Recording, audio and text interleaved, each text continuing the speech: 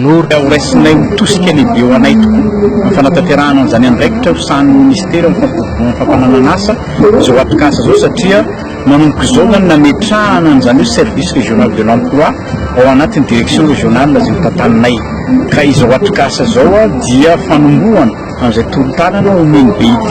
amin'ny tena fametrahana tokoa izany hoe service de l'emploi ato anatin'ny direction régionale an'Antsinanana manana ny potentialité ary manana opportunité tokoa mikasika ny fampiroboroana n'izany fampananana asa izany ny aton'ny fahatratsinana indrindra be eto Toamasina noho ny fisian'ireo tanora maro dia maro